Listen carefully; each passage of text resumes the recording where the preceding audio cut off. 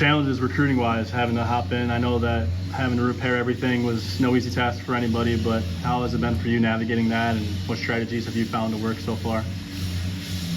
Well, I was just talking to some folks on the Perfect Game, the recruiting thing. That was probably the immediate priority for us, just with the timing of everything that was going on. I think across college baseball in general, while I've been out of it for a year, I think everybody's still trying to figure out the portal, and how that impacts recruiting at a baseline level. But do you go early on guys the traditional way with high school?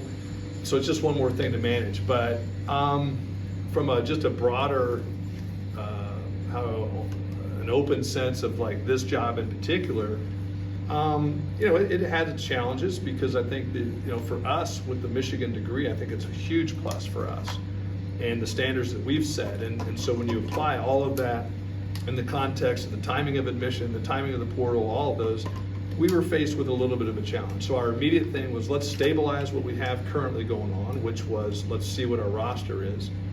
And because I still haven't seen the guys yet. The second was, okay, what do we have left coming in the 22 class? Because God loving my friend Eric Backage, he got us a little bit on the way out. And I joke with him all the time. So there's no hard feelings on that. It's just the situation. I said kids choose to go to a school, and they choose people. So I don't begrudge any of the kids that have exited the 22. We just got to now fill it up. And I think the experience that we have of being in the Midwest before and activating that network is going to allow us to make that up pretty quickly. So just really, we want to get in here and assess what we have, because as we've talked, I've got some administration sitting in the back, we talked about sustainable success. Let's not make quick decisions and try to fill this thing and not be what really aligns with what we want on the field at the university at large. So we're going to take our time. We're not going to panic. We're going to get after recruiting, which we have. But the timing of it has been a little problematic, but not something that we can't overcome. And I mean overcome in time, and time not being a lot of time, within the next year. So stabilizing that, and then just really, typical transition of getting to know your kids and just, family and community at large. So taking them one step at a time.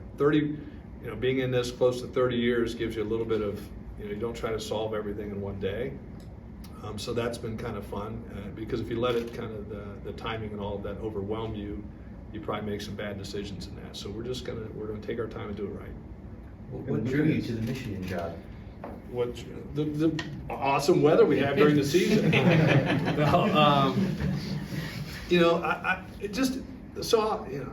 It's kind of fun to talk about this, because when something happens in your life where you're out of it for a year, one thing I said, I understand why people in the education take sabbaticals, because it allows you to kind of chill out a little bit and reassess your life. And really, over that time, I didn't get out of baseball. I was still involved in things. But from the coaching perspective, if you look at just personally what I've done in my career, I felt like I've done darn near everything. I can't check the box of the win the national championship. I haven't won the national championship yet.